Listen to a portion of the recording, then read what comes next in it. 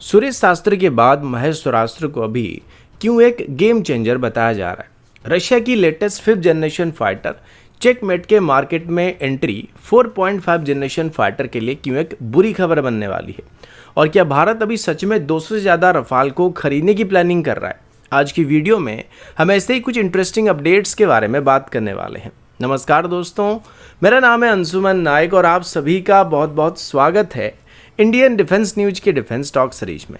तो चलिए देर न करते हुए आज की वीडियो शुरू करते हैं।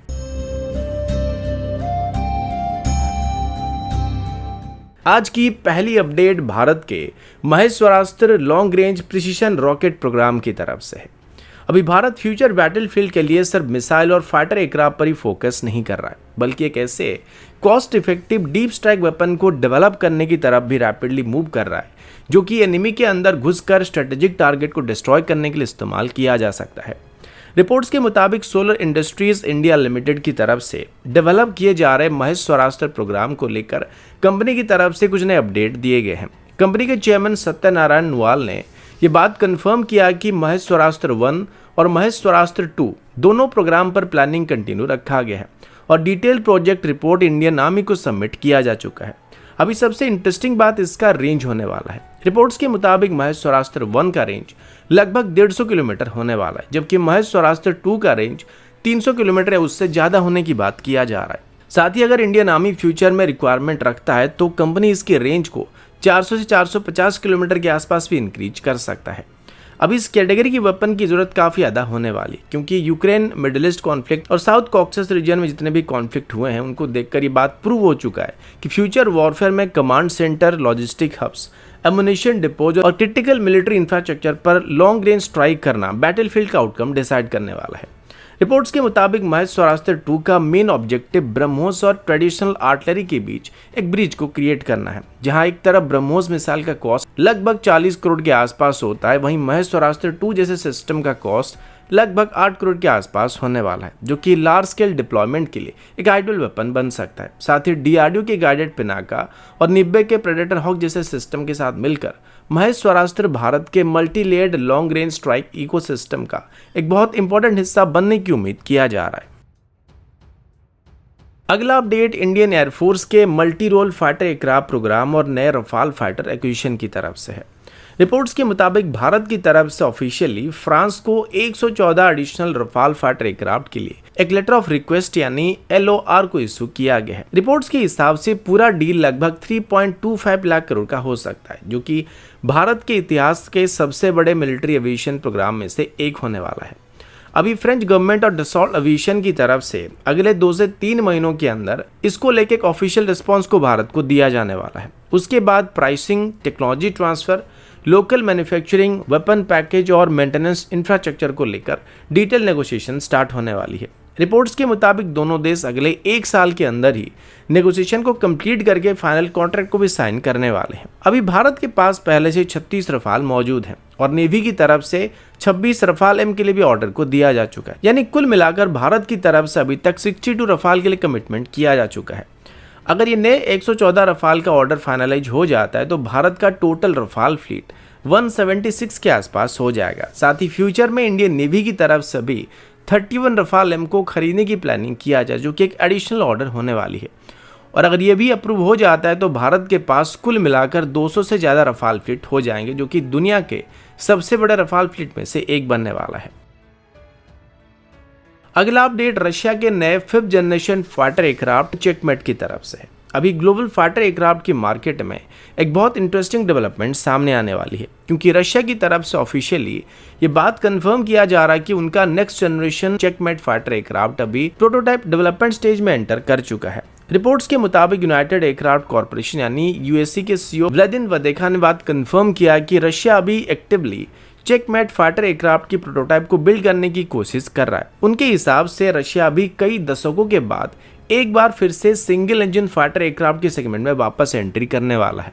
अभी सबसे इंटरेस्टिंग बात यह कि Su-57 चेकमेट को शुरू से ही एक्सपोर्ट मार्केट को ध्यान में रखकर डिजाइन किया गया है, क्योंकि दुनिया के कई देश अभी भी पुराने 3rd और 4th जनरेशन एयरक्राफ्ट का इस्तेमाल कर रहे हैं, जिनको फ्यूचर में रिप्लेस करने की जरूरत पड़ने वाली है। लेकिन 5th जनरेशन एयरक्राफ्ट की कॉस्ट काफ़ी ज़्यादा होता है, जिस वजह से मैक्सिमम देश इनको एक्वायर नहीं कर सकते या अफोर्ड नहीं कर सकते हैं। रशिया इसी डिमांड को भी टारगेट करते हुए एक अफोर्डेबल 5th जनरेशन फाइटर को डेवलप करने की कोशिश कर रहा है। रिपोर्ट्स के मुताबिक चेकमेट एक सिंगल इंजन स्टेल्थ फाइटर होने की वजह से इसकी ऑपरेशन और acquisition cost twin engine aircraft के मुकाबले थोड़ा कम होने वाला है। लेकिन कॉस्ट कम होने के बावजूद भी रशिया का दावा है कि इस एयरक्राफ्ट में stealth capability, advance sensor, modern avionics और नेटवर्क सेंट्रिक वॉरफेयर जैसे लगभग सारे 5th जनरेशन फीचर मौजूद होने वाले हैं। अभी इसका सबसे बड़ा सेलिंग पॉइंट इसका प्राइस टू परफॉर्मेंस रेशियो बताया जा रहा है, क्योंकि अभी ग्लोबल मार्केट में F-35 जैसे फाइटर एयरक्राफ्ट बहुत ही एक्सपेंसिव कैटेगरी में आते हैं और कई डेवलपिंग कंट्रीज उन्हें अफोर्ड नहीं कर सकते हैं। और इवन ग्रिफिन और रफाल जैसे एयरक्राफ्ट या 4.5 जनरेशन एयरक्राफ्ट का कॉस्ट भी काफी ज्यादा होता है। रशिया का मानना है कि चेकमेट अभी उन देशों के लिए एक अफोर्डेबल अल्टरनेटिव बनने वाला है जो कि 5th जनरेशन कैपेबिलिटी हासिल करना चाहते हैं। और सबसे बड़ी बात यह कि इसका प्राइस 4.5 जनरेशन एयरक्राफ्ट के मुकाबले भी कम होने वाला है। लेकिन अभी भी एयरक्राफ्ट का प्रोटोटाइप टेस्टिंग फेज बाकी है और प्रोडक्शन टाइमलाइन को लेकर डिटेल इन्फॉर्मेशन सामने नहीं आई है।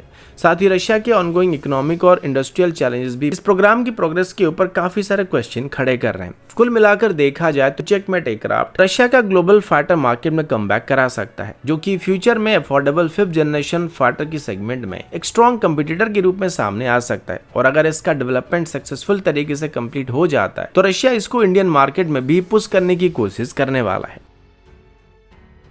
अगला अपडेट भारत और अर्मेनिया के बीच बढ़ते हुए डिफेंस कोऑपरेशन की तरफ से है। अभी भारत सिर्फ डिफेंस इक्विपमेंट एक्सपोर्ट करने की तरफ सीमित नहीं रहा है, बल्कि अपने डिफेंस ट्रेनिंग और ऑपरेशनल एक्सपर्टीज को भी फ्रेंडली कंट्री के साथ शेयर करने की तरफ धीरे धीरे मूव करता हुआ दिख रहा है। अर्मेनिया की तरफ से एक हाई लेवल 3 मेंबर वाली मिलिट्री डेलीगेशन टीम भारत के महाराष्ट्र में मौजूद स्कूल ऑफ आर्टिलरी की विजिट पर आए हुए थे। इस अर्मेनियन डेलीगेशन को कर्नल आराम लीड कर रहे थे, जो कि अर्मेनियन आर्मी की आर्टिलरी डिपार्टमेंट के डेप्यूटी चीफ हैं। अब इस विजिट का main objective artillery warfare, training methods और ऑपरेशनल रेडीनेस के क्षेत्र में भारत और अर्मेनिया के बीच कोऑपरेशन को और भी मजबूत बनाना था। रिपोर्ट्स के मुताबिक अर्मेनियन डेलीगेशंस को इंडियन आर्मी के modern artillery training infrastructure, advance industrial practice और सस्टेनमेंट प्रोसीड्योर के बारे में डिटेल ब्रीफिंग दिया गया था। साथ ही अर्मेनियन डेलीगेशन को लाइव आर्टिलरी फायरिंग डेमोन्स्ट्रेशन भी दिखाया गया था, जहां इंडियन आर्टिलरी सिस्टम की प्रिसीशन, फायर पावर और बैटलफील्ड एम्प्लॉयमेंट कैपेबिलिटी को शोकेस किया गया था। इस दौरान दोनों देशों के मिलिट्री ऑफिशियल्स के बीच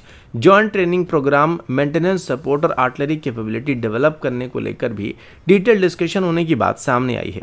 अभी इसका स्ट्रेटेजिक इंपॉर्टेंस बहुत ज़्यादा इंपॉर्टेंट होने वाला है, क्योंकि पिछले कुछ सालों में अर्मेनिया और भारत के डिफेंस रिलेशन काफ़ी तेज़ी से मजबूत होते गए हैं। 2020 से लेकर आज तक भारत और अर्मेनिया के बीच लगभग $2 बिलियन का डिफेंस डील साइन हो चुका है, जिसमें ये सारे के सारे डील एक्सपोर्ट किए गए हैं।